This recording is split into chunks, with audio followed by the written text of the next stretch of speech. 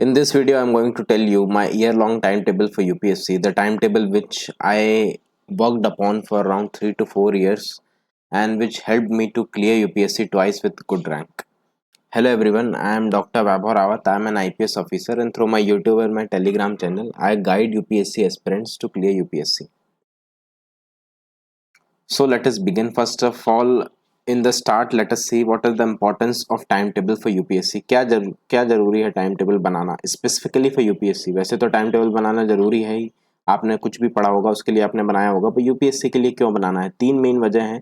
एक है huge syllabus, इतना बड़ा सिलेबस जनरली किसी एग्जाम का नहीं होता है, बहुत ज़्यादा बड़ा सिलेबस है वो आपको पूरा करना है। देन वाइड रिसोर्सेज, ये बहुत ज़्यादा इंपॉर्टेंट चीज़ है। रिसोर्सेज बहुत वाइड हैं, हर चीज़ के बहुत सारे सोर्सेज हैं।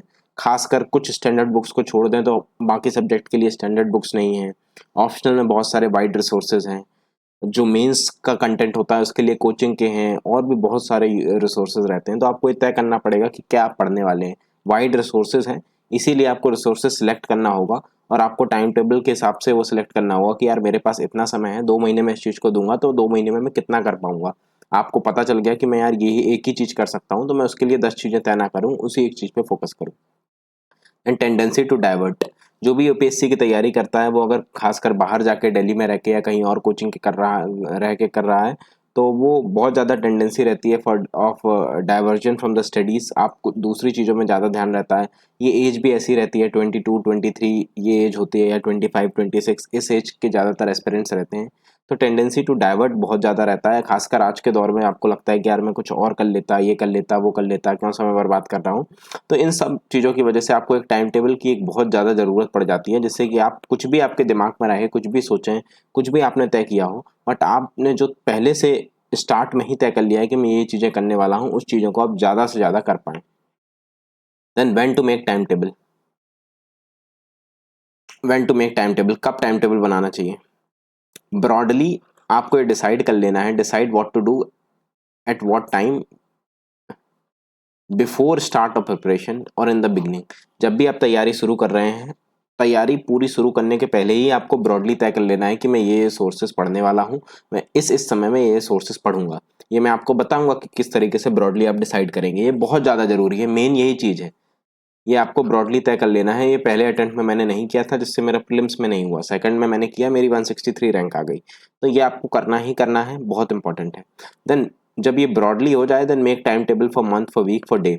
ब्रॉडली आपने तय कर लिया कि मैं इस महीने में ये करने वाला हूँ, उसके बाद आप मंथ का, वीक का और हर दिन का आपको भी टाइम टेबल बनाना पड़ेगा। बिकॉज आप अगर ये तय कर लेंगे कि मुझे कोई चीज़ करनी है, जैसे आपको लक्ष्मीकांत पढ़नी है फॉर एग्जांपल, जो पॉलिटी की बुक है 15 दिन में, तो आपको डेली का टाइम टेबल या वीकली का बनाना पड़ेगा, हर दिन का, हर 2 दिन का टाइम टेबल बनाना पड़ेगा। बिकॉज फिर नहीं तो आप उसे टालते जाएंगे। आपको लगेगा कि यार अभी 15 दिन है, आप स्टार्ट में मेहनत ही नहीं करेंगे और आप मन में ये सोचेंगे कि आखिरी के 5 दिन में ज़्यादा पढ़ के कर लूंगा, जो कि होगा नहीं और आपका समय बर्बाद हो जाएगा।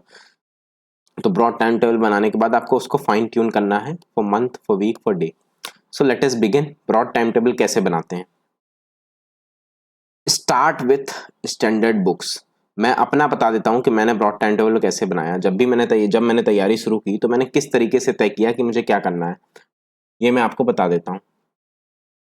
सबसे पहले start with standard books. Standard book से स्टार्ट करें and complete them in 3 month. 3 महीने में स्टैंडर्ड बुक मैंने तय किया कि वो मैं पूरी कर लूंगा। जो भी स्टैंडर्ड बुक्स होती हैं पहले वो आपको तय करना पड़ेगा, जैसे लक्ष्मीकांत है या स्पेक्ट्रम है। इसी तरह हर सब्जेक्ट की एक एक कोई सोर्स तय कर ले, उसे अपना स्टैंडर्ड बुक बनाए। और मैंने भी ऐसे ही किया। फिर मैंने सोचा कि मैं इसे 3 महीने में अच्छे से पढ़ लूंगा एक बार। उसके बाद मैंने सोचा कि जब ये हो जाएगा तो अगले 3 महीने में मैं अपना ऑप्शनल पूरा कर लूंगा। जो मेरा ऑप्शनल मेडिकल साइंस था, जो कि बड़ा था, बट फिर भी मैंने एम्बिशियस टारगेट रखा कि मैं 3 महीने में अच्छे से एक बार ऑप्शनल पढ़ लूंगा, जो कि मैंने कर भी लिया। देन उसके बाद जब मेरा ये हो जाएगा तो मैंने सोचा कि मैं स्टैंडर्ड बुक फिर से रिवाइज करूंगा 2 महीने में। उसके बाद मैंने सोचा कि ये सब होने के बाद मैं नोट्स बनाऊंगा मेन सिलेबस में जो टर्म्स दिए हैं उसके, अगले 2 महीने में।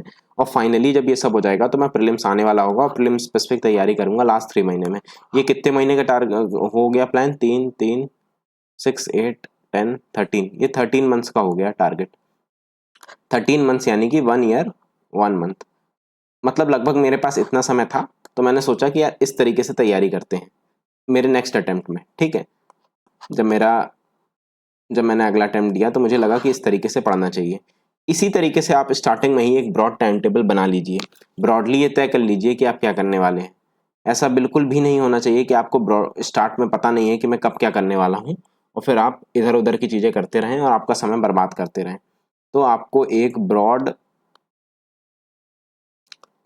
टाइम टेबल बना ही लेना है स्टार्ट ऑफ द प्रिपरेशन में। ये बहुत ज़्यादा ज़रूरी है। मैं जितना ज़्यादा एम्फेसिस करूँ उतना कम है। इसमें हार्ड वर्क जितना ही ज़रूरी है। आप मेहनत को जितना इंपॉर्टेंस देते हैं कि मैं 8 घंटे पढ़ रहा हूँ, 10 घंटे पढ़ रहा हूँ, उतना ही इंपॉर्टेंस इसको देना पड़ेगा एक ब्रॉड टाइम टेबल, एक ब्रॉड प्लान को।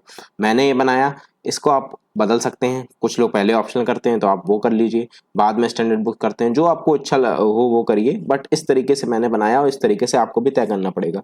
जब ये हो जाए देन मेक इट फाइन। आपने एक ब्रॉड टाइम टेबल बना लिया, देन मेक इट फाइन। आपको इसे फाइनर करना होगा। ये तो ब्रॉड टाइम टेबल हो गया, आपने तय कर लिया कि मैं स्टैंडर्ड बुक पढ़ूंगा 3 महीने में, लेकिन कब क्या पढ़ूंगा ये तो तय करना पड़ेगा ना। वो तो साल भर का तय कर लिया। Then decide what to do in month, in week, in day. जैसे कि आपने तय कर लिया कि मैं स्टैंडर्ड बुक पढ़ूंगा, तो आपने तय किया कि लक्ष्मीकांत मैं 15 डेज में पढ़ूंगा। ये आपने तय कर लिया, लगभग 2 हफ्ते का प्लान बना लिया। इसमें फिर आपने तय किया कि मैं डेली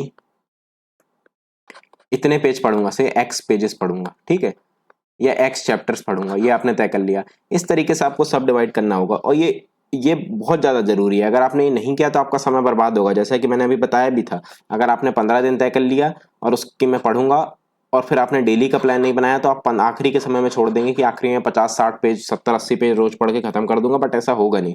आपको मंथली, वीकली, डेली सब डिवाइड करते ही जाना है। छोटा माइक्रो प्लान बनाना ही पड़ेगा आपको। देन आपने जैसे इंक्लूड कर लिया कि मैं जैसे कि मैंने इंक्लूड किया था कि I will read newspaper daily after standard books are done for 1 hour. 3 महीने में मेरी स्टैंडर्ड बुक हो गई, उसके बाद मुझे बेसिक आइडिया हो गया चीज़ों का, तो मैं न्यूज़पेपर मुझे समझ आने लगेगा, तो मैं उसके बाद 1 घंटे रोज न्यूज़पेपर पढ़ूंगा। देन मैं डेली रिवीजन करूंगा 1 घंटे के लिए, जो भी मैंने उस दिन पढ़ा रात को रिवाइज करके सोऊंगा। देन डेली आंसर राइटिंग करूंगा after doing standard books and optional. यानी कितने, 6 महीने के बाद, जब मैंने अपना मेरा स्टैंडर्ड बुक्स हो गई थी कितने, 3 महीने में, ऑप्शनल हो गया था 3 महीने में, इसके बाद मैंने रिवाइज करना शुरू किया स्टैंडर्ड बुक्स, तो उसी समय मैंने आंसर राइटिंग स्टार्ट कर दी। मतलब ऐसा मैंने प्लान बनाया था। इस तरीके से आप भी प्लान बना सकते हैं। ये मैं क्या बता रहा हूँ आपको, मैंने ये बताया कि आपने एक ब्रॉड टाइम टेबल बनाया, उसके बाद उसे फाइन करते जाइए। ये कुछ चीजें थी। अब मैं आपको स्पून फीड नहीं कर सकता कि ये करना है और आप ये करिए तो आपका सिलेक्शन हो जाएगा। ऐसा तो होता ही नहीं है। ऐसा होता होता तो फिर तो अलग ही बात होती।